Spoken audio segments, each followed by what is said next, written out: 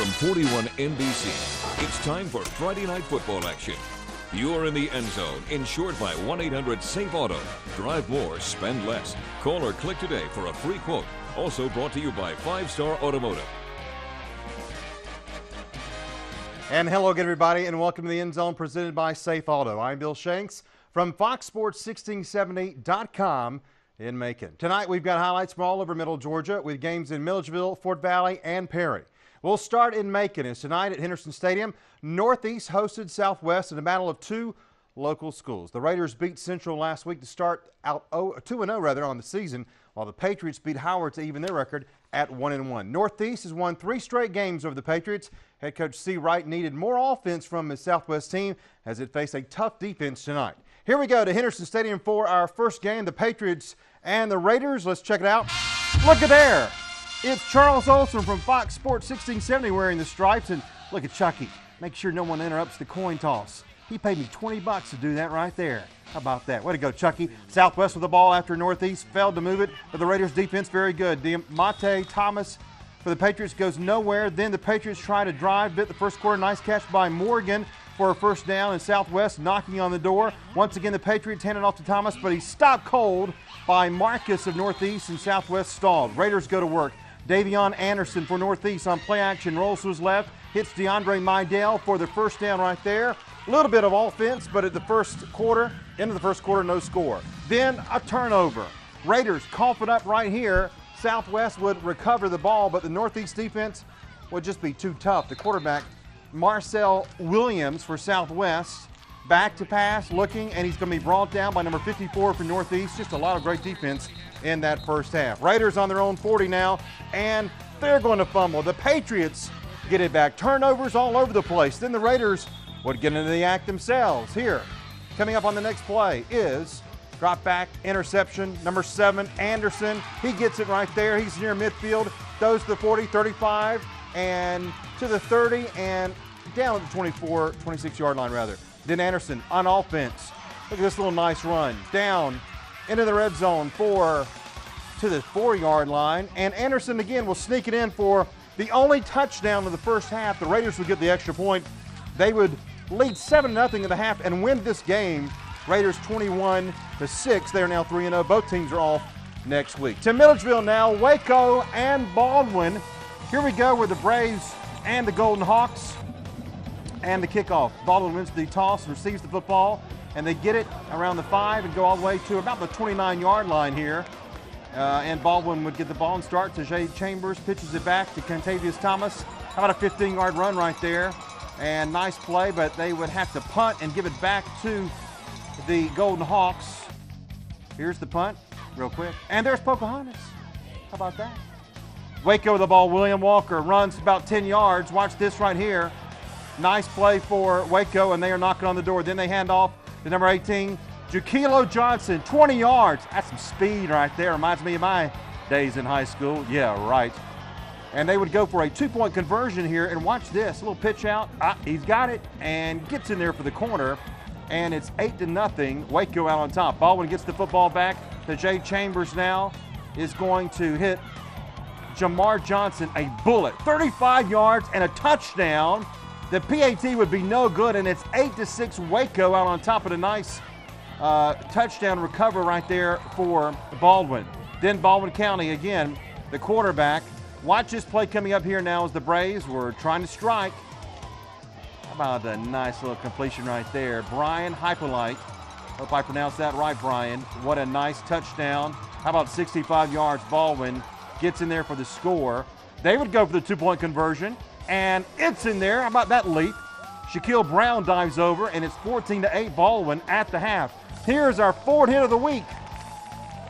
After the halftime, in slow motion, J.D. Sanders, boom! That hurts. Yep. Call Ortho Georgia out there. Hey! The final score, Waco 22-14 over Baldwin. They are now 4-0. They host Laney next week. Baldwin falls to 1-2. All right, still to come, we'll head to Fort Valley for the Demons and the Trojans, and also a GISA matchup in Perry. More of the End Zone brought to you by Safe Auto right after this. Welcome back to the End Zone, insured by 1-800-SAFE-AUTO. The Drive of the Week is brought to you by 5 Star Automotive. Welcome back to our show. I'm Bill Shanks. Next is Warner Robins at Peach County, two of the best programs in the Middle Georgia area. Last year, these two teams fought a low-scoring game as the Trojans beat the Demons 7-6. Peach has defeated Warner Robins for 2 straight years as they resume the series after a 40-year layoff. This year's matchup again between two good teams. Warner Robins won its opener 2 weeks ago, 29-0 over Veterans, while Peach County blew out Baldwin last week to stay undefeated. The Demons had an extra week to prepare for this game. Tough road game in Fort Valley. Here we go. Warner Robins at Peach County as the Trojans take the field in first quarter play. Warner Robins gets going kind of good. 10-yard line for Peach, and DeAnthony Mack gets the ball and runs up the middle. Coleman and Robinson take him down at the 2. Demons knock on the door. They get the 7 points there as here's Rod Harris, hands off to Jacob Jamerson. That's the score right there. The PAT was good, and it's 7-0. Warner Robins. Peach with the ball, Greg Williams. DeMarcus Robinson. You Clemson fans, you're really going to get this kid from Middle Georgia? What a player he is. The PAT was good after the long touchdown, and it's 7-7. Tie game in the Valley. Warner Robins again with the ball. D.D. Wright, number 21, gets it, hands off to DeAnthony Mack. He takes off, and he's gone. 70-yard touchdown right there, and Warner Robins is shocking Peach on their own home turf. 14-7 the score. Seconds left in the first quarter. Warner Robins will kick it off to Peach County. Grant's going to catch it outside of the end zone, and this is going to take a while, folks. He's right there on the goal line. Watch this. He avoids 1, 2, 3, 4, 5, 6, 7, 8. Demons, can you catch him? I don't know if you can. Grant is taking off, and he is going, we'll call it a 99 3/4. I'll just call it a 100-yard touchdown. And after the PAT, it was 14-14 still in the first quarter of play. Second quarter now, Peach with the ball. 9-yard line, Greg Williams to Keyshawn Lowe. Runs in for another touchdown right there for Peach County. PAT would make it 21-14 Peach, and they go on to win this game by the score of 29-24. Trojans now 3-0. They're at Macon County next week, while the Demons are now 1-1. They host Douglas County next week. Now to Westfield, the Hornets hosted Mount DeSales tonight. Private school football. Cavs won the toss. Ken Jones is going to get the kickoff and going to get down to about the 20-yard line or so for Mount DeSales as they will start going to work. Ryan Acali, intern boy 2. Look at that nice run by intern boy 2. Then watch this. Sands, number 33, fumbles. He gets it back, though. Many mistakes for Mount DeSales in the first half. Then Westfield's defense playing pretty well. He drives Sands back. Now bad snap. And McCauley will recover, and the Hornets had already scored, and they're going to score again. Westfield gets closer. Drew McCrory. Then here comes the touchdown. Evan Williams watching. He's going to sneak in there and score. For the Hornets, the PAT was good. That made it 14-0 Westfield late in the first quarter. Cavs go to work now. McCauley strikes back. Watch this pass right here. Look at intern boy, too. He can go on the radio, and he can throw that ball right there. Ken Jones, 60 yards. Touchdown. PAT would be good. Great pass there, intern boy 2. That made it 14-7. Now Westfield with the ball. Tanner Westbrook. Watch this run. 20, and he cuts back up near the 10, and what a run right there. Then Tom Tuggle is going to sneak it in for the Hornets, and that will make it 21-7 rather. Westfield on top. Here it is, our 5-star drive of the week. Mount DeSales comes back. McCauley to Sands. And nice run up the middle here to the 40, 45, midfield, 45, 40, and pull down around the 38. Then McCauley goes to the end zone. Asbury Stembridge. Nope. How about Ken Jones? They drew it up like that, all by design. Nice play. That was our 5-star drive of the week. Hornets are up by 13.5, and they win over Mount DeSales 38-20 tonight.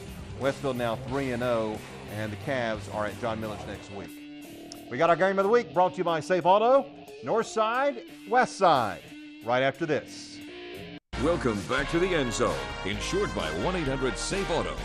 Hit of the Week is brought to you by Ford. Just like Warner Robins and Peach County, our Safe Auto game of the week tonight was also between two top programs in Middle Georgia. Non-region matchup, Northside at Westside. The Eagles have beaten the Seminoles 5 straight times coming into tonight's game. The last time back in 2007. Northside has outscored its opponents 94-7 in the first 2 games of the season. Westside, they've blown out their opponents 110-7. So something had to break tonight to head to Ford Sports Complex for our Safe Auto game of the week. Here we go for the highlights. And there's the coin toss, and here we go. Westside got it first, and we go right to work. On first down, Noah Grayer is going to scramble and find Troy commit Shannon Smith. How about 20 yards for Seminoles first down to the 35-yard line, maybe 45-yard line. Next play, they go right back to him. Smith, another catch all the way down to the north side, 26. And the Seminoles come out firing tonight. 3 plays later, though, Westside running back Daniel Hall can't hold on to it. Rolls around. Northside's going to get it back to stop the drive for Westside. Now on 1st and 15, after a penalty, Northside's Glenn Smith keeps it on the option up the middle, 25 yards, and an Eagles first down. After another penalty, it's a 1st and 15 again for Northside. Curtis Martin says, "That's okay, I'll take it myself." Left side, 40 yards. That's a touchdown. PAT made it 7-0. Eagles out on top. After a Westside punt, Northside tries a little trickery. How about this right here, the reverse? Keyshawn Hill takes it 34 yards, gets into Westside territory, and he's not done. He says, "How about giving it to me one more time?" 2 plays later, up the middle, and he's going to take off. 40-yard touchdown run, easily. Northside up 14-0. Now after an INT, it's Northside ball again. But they struggle here on special teams. Janaquas Johnson blocks the punt. Seminoles are in business in Eagles territory. 1st and goal now at the 9. Noah Grayer is going to get to work. Keeps it around the right side, finds a little running lane there, and makes it to the end zone. That's the name of our show. Extra point would fail, but it's 14-6 Northside, and they would go on to win. How about this? 42-18 is this final score. Northside now 3-0. They are off next week, while the Seminoles, they will host Veterans, and they are now 2-1 on the season. We will have scores from all over the state of Georgia right after this.